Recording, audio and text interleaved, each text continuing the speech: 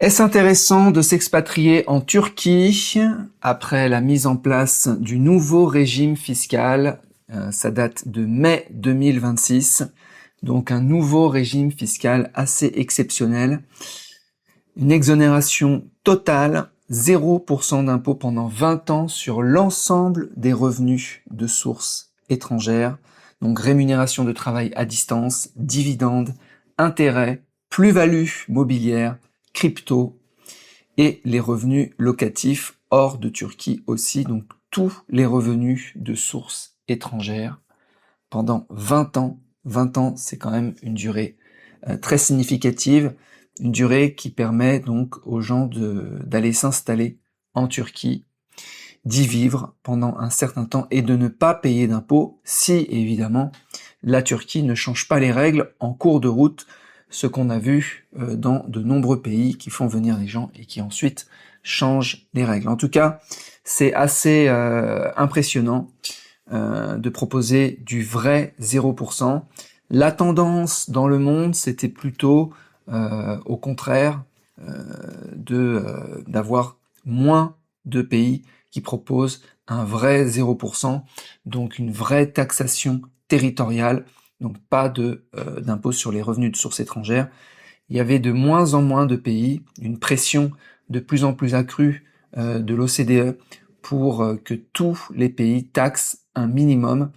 On avait ressenti ça dans pas mal de pays, y compris par exemple la Thaïlande, où on a toujours une taxation territoriale, mais tous les revenus qu'on ramène en Thaïlande sont taxables en Thaïlande, donc il suffit de ne pas les ramener en Thaïlande pour ne pas être taxés. Mais c'est des petites variations comme ça qui font que petit à petit, on sent que l'OCDE gratte et tape à la porte des pays qui font du 0%, qui sont voilà, c'est trop concurrentiel. Donc là, la Turquie va à 180 degrés et dit les gars, vous pouvez venir en Turquie, vous installer.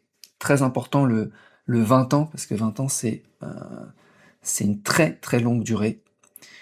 Contrairement à d'autres pays où on va voilà, ça peut changer tous les ans. Remarque là, peut-être que ça peut changer tous les ans aussi. Ils nous disent 20 ans aujourd'hui, mais peut-être que l'année prochaine ils auront changé d'avis, on ne sait pas. Alors, est-ce que c'est intéressant ou pas? Est-ce qu'il y a beaucoup d'expatriés qui sont beaucoup de candidats qui seraient intéressés pour aller s'installer en Turquie? La Turquie déjà, c'est pas un pays qui fait rêver, loin de là.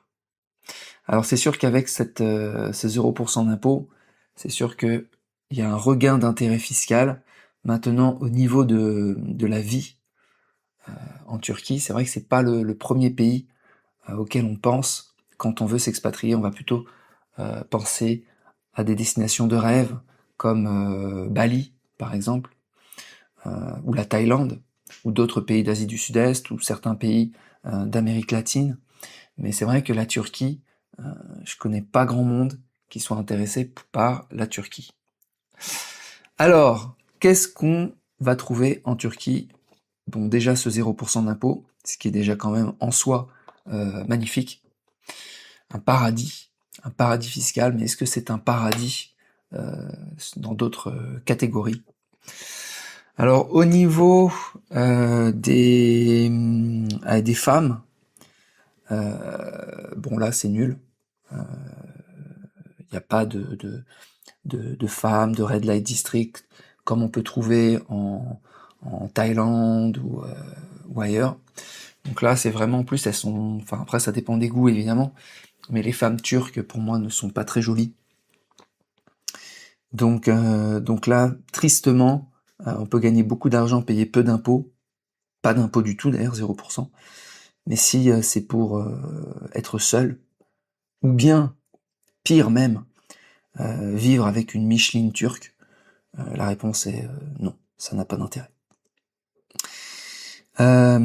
Qu'est-ce qu'on a d'autre? La nourriture. Alors nourriture, moi j'adore. Ok, tout ce qui est méditerranéen, c'est top. Donc j'adore les pains turcs, les simites. J'adore tout ce qui est hummus, etc. Donc la nourriture turque, les restaurants turcs, les brochettes, les grillades, les machins. Je trouve que c'est vraiment exceptionnel. Donc là, vraiment magnifique.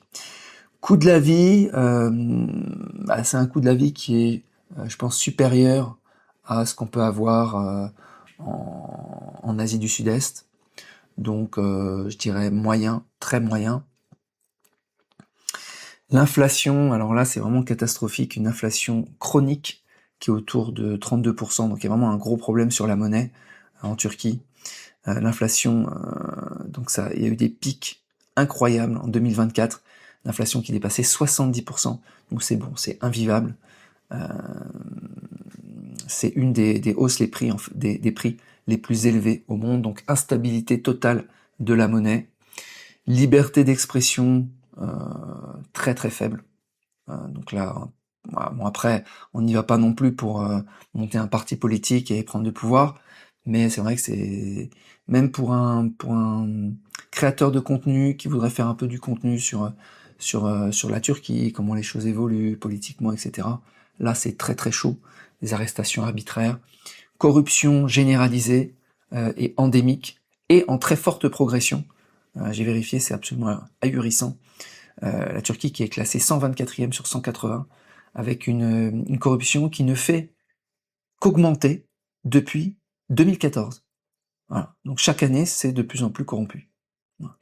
Bureaucratie catastrophique et potentiellement des difficultés aussi à transférer l'argent en Turquie et à l'extérieur de la Turquie. Donc là, transfert international, il faudrait voir comment ça fonctionne. Alors maintenant, pour ceux qui iraient quand même là-bas, quel visa? Parce que faut avoir le droit de travailler à distance, de générer donc des revenus de sources étrangères à distance, donc pas en Turquie, mais il faut avoir un visa qui permet de travailler à distance, un visa nomade digital. Est-ce qu'il existe? Oui. Et là, je dois dire bravo parce que il y a un package, c'est-à-dire qu'il y a à la fois le visa nomade digital qui est disponible pour travailler à distance et du vrai 0% sur les revenus de sources étrangères. Donc là, on a le combo gagnant pour pouvoir s'installer. Et parce que s'il n'y avait pas eu de visa nomade digital, en fait, ça aurait été compliqué parce que ok, revenus de sources étrangères pas taxés, mais si on n'a pas le droit de travailler sur le territoire, même à distance, c'est problématique. Voilà, donc visa nomade digital qui est là. Donc c'est géré par une plateforme officielle, GoTurkey. Il s'adresse aux professionnels du numérique de 21 à 55 ans titulaires d'un diplôme universitaire travaillant pour des entités hors de la Turquie. Donc il faut quand même avoir un diplôme universitaire. Bon, travailler hors de la Turquie, donc travailler, je suppose, pour soi-même, avec sa propre société, peu importe où elle se situe, je pense que ça devrait passer. Alors, faut justifier d'un revenu quand même qui est assez conséquent, je trouve, pour un nomade digital. C'est pas énorme non plus, mais c'est pas tout le monde qui va le faire. C'est 3000 dollars US par mois, donc 36 000 dollars par an. Donc c'est quand même déjà des business qui tournent bien. Je pense à beaucoup de business qui tournent entre 1500 et 2000 euros. Ils vont pas être éligibles à ce visa, alors que en Thaïlande par exemple, ils auraient pu avoir un visa DTV sans aucun problème. Parce qu'il y a pas forcément sur le DTV Soft Power par exemple, il n'y a pas de question de combien tu gagnes par mois, etc. Alors ça coûte combien? On peut faire ce visa soi-même, ça coûte entre 500 et 900 dollars par an. Voilà.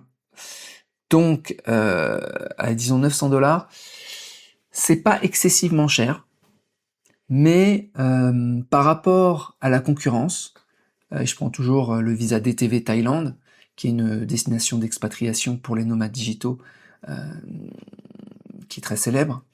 On est sur 350 dollars pour 5 ans. Donc on est à moins de 80 dollars par an.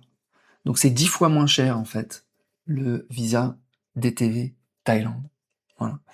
Il y a d'autres visas nomades de travail à distance, même le E33G en Indonésie, qui lui va être à moins de 1000 $ pour 2 ans, et c'est renouvelable. Donc il est autour de 700 $. Donc là aussi, donc là, il est trop cher, je trouve. Et si on passe, ça c'est si on le fait seul, mais si on passe par un intermédiaire, on est sur du 2000 $. Donc là, on est vraiment 2000 $ par an. Donc c'est vraiment très cher. Ok. Bon. Alors, est-ce qu'on peut faire autrement?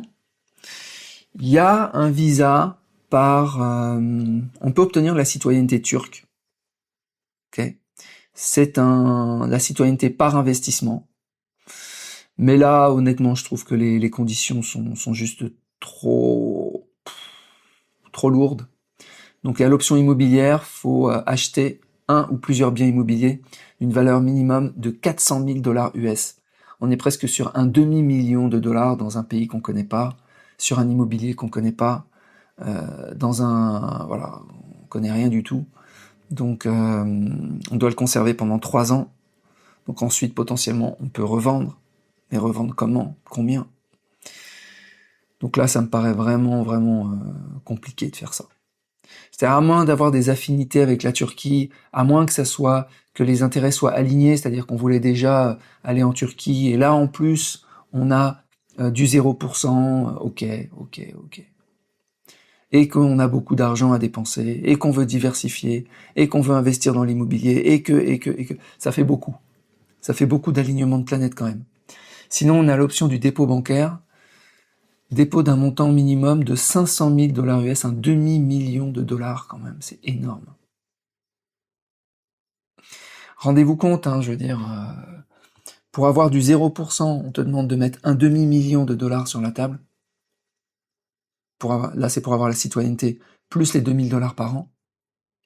Alors qu'il y a d'autres pays, j'ai cité la Thaïlande, où tu as 350 $ pour 5 ans et t'as pas à mettre des millions de dollars sur la table, il y a zéro à mettre. Mais il y en a plein d'autres, les Philippines par exemple. Les Philippines, on a un vrai 0%, on a une fiscalité territoriale, et il n'y a pas d'investissement à faire dans le pays, rien du tout. On a un visa qui se renouvelle sans... Voilà. Qu'est-ce qu'on a d'autre? On a la Malaisie, plus difficile à avoir ce visa, mais le visa de Toronto. Et puis on en a plein d'autres, en Amérique latine, on va te retrouver le Paraguay, le Panama, et plein d'autres pays qui ont encore du vrai 0%. Et des visas adaptés.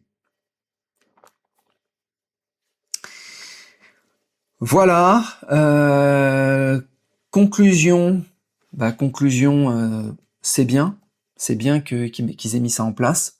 Je pense que ça va attirer un certain nombre de personnes, mais je pense qu'ils sont par rapport aux autres pays d'expatriation avec du 0% et des visas beaucoup moins chers, des visas de travail à distance, je pense qu'ils font pas le poids. Voilà.